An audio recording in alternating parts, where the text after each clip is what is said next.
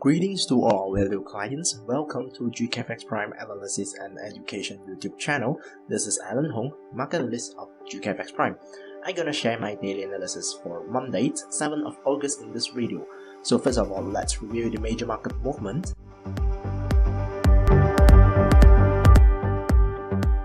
The first instruments were referring to the US dollar index in 4-hourly chart. So the US dollar was rallied against a basket of other major currencies on Friday, was up 0.72% at 93.37, and it was bolstered by a strong US jobs report for July and comments by a Trump administration's officials about tax reform. So for the week, the index gained 0.33%, and which is its first weekly percentage gain in 4 weeks. So the Labor Department reported Friday that the US economy added 209,000 jobs last month, and beating the expectations for a gain of 183,000, and the unemployment rate ticked down to 4.3%. So the report was also showed that average hourly earnings increased by 9 cents or 0.3% last month to $26.36 an hour, which is the largest monthly increase since October. So wages increased by 2.5% on a year-over-year basis, matching June's increase. The uptick in wage growth indicated that inflationary pressures are firming, and markets believe stronger inflation will enable the Federal Reserve to stick to its plans for a third interest rate hike this year. So the dollars received an additional boost also after Gary Cohn, the director of the White House National Economic Council, revived hopes for tax reform in an interview on Bloomberg TV.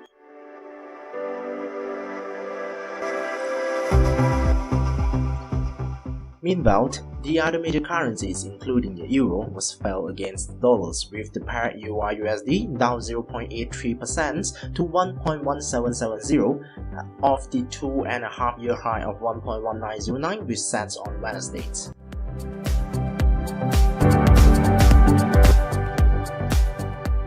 While the dollar was higher against the yen as well, with the pair USD/JPY last at 110.69, up 0.6% for the day after rising as high as 111.04 earlier.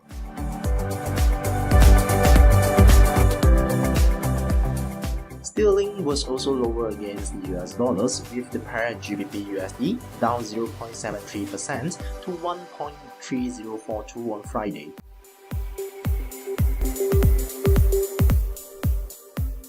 Having a tad in commodities markets, the gold price was fell on Friday as well, settled at $1,258.28 as a solid US employment report for July revived expectations for another interest rate increase by the Federal Reserve this year. So gold prices are up around 9% this year, lifted in part by expectations that the Federal Reserve will take a gradual path towards tightening monetary policy.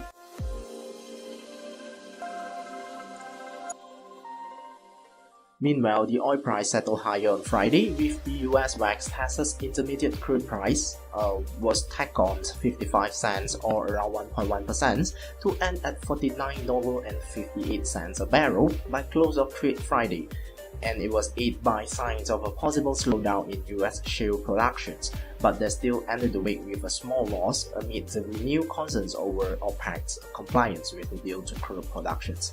So Friday's gains came after weekly figures from energy services company Baker Hughes showed that the number of active rigs drilling for oil was fell by 1 to 765 last year. So it was the second decline in the past 3 weeks, and suggesting earlier signs of a moderating domestic production growth.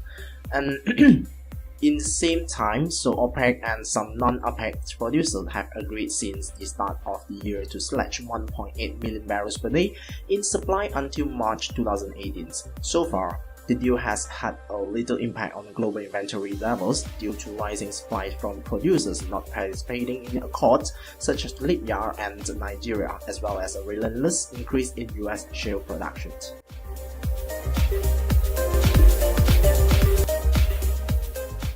So in this week, investors will be looking ahead to Friday's US inflation figures to gauge whether the economy is still strong enough for the Federal Reserve to stick to its planned tightening path. and appearance by a number of very suspects will also be in the spotlight. And meanwhile, oil traders will focus on monthly reports from the organizations of petroleum exporting countries and the International Energy Agency to assess global oil supply and demand levels. So the data will give traders a better picture of whether a global rebalancing is taking place in the oil market. So oil traders will also be focused on the meeting of oil ministers from some OPEC and non-OPEC countries set for Monday and Tuesday in Abu Dhabi to discuss compliance to agree upon the global productions limits that run through March 2018. In addition, investors will eye fresh weekly information on US stockpiles of crude and refined products on Tuesday and Wednesday to gauge the strength of demand in the world's largest oil consumer.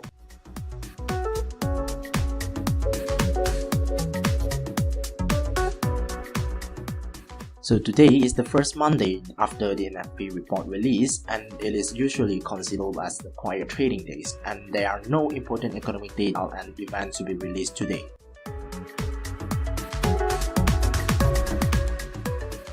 So for now, we're going to take a look in the technical analysis, and the first instruments we are referring to the GBP USD in 4-hour charts. So the pair GBP USD remain traded in an uptrend, but currently is retracing, and the latest price actions that show us the price was closed below the support level of 1.3107, okay, 1.3107, and closing below 1.30000 is a signal for it to retrace more, and the next target we might refer to 1.29300, okay, 1.29300, and the current resistance level we can refer back to, at 1.3107, okay, 1.3107.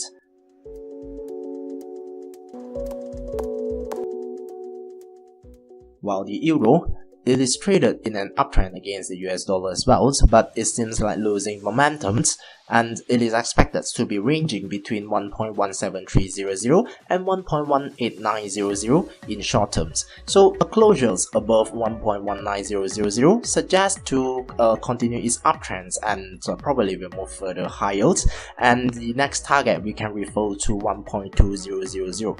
Otherwise, closure below 1.1720, okay, 1.1720 will signal that for it to retrace more in short terms, and the next target we can refer to 1.16000, okay, 1.16000.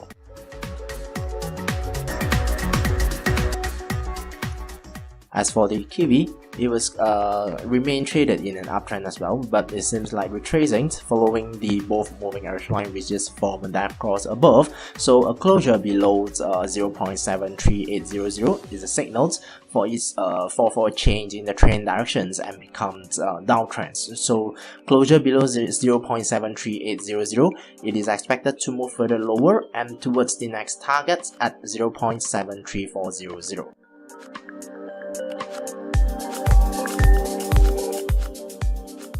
As for the Aussie was traded in an uptrend as well, but it seems like retracing also. So price closure below 0.78800 signals to retrace more, and the next target we can refer to 0.78200.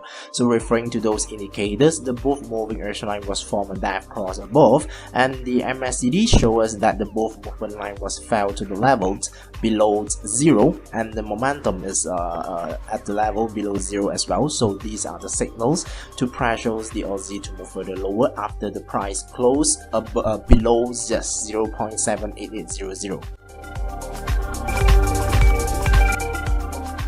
As for the Japanese yen, it was traded in downtrends but seems like losing momentum to move further lower. So in short term, it is expected to be ranging between 109.900 and 110.800. So a price closure above 111.10 suggested to retrace more towards the next targets at 111.600. Otherwise, fail to close above 111.10, then it is expected to be ranging in short term. As for the commodities markets, the gold price traded in an uptrend, remain traded in an uptrend, but still seem losing momentum, so it is expected to be ranging between $1,258 and $1,273. So a price closure below $1,253 signal to retrace more towards the next targets of support level at $1,248. Referring to those indicators, the both moving average lines seem like likely to be crossed as a death cross. So the MACD also showing us the both movement line is pointing downward down, so it's a pressure for the gold price to move further lower.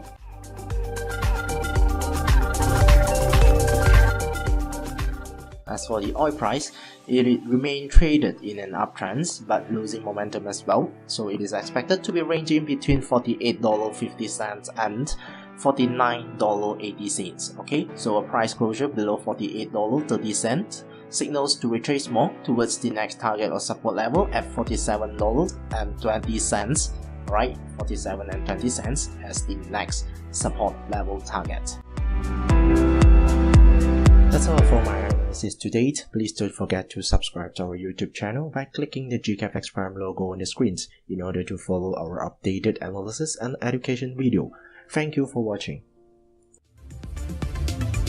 GKFX, your global trading partner.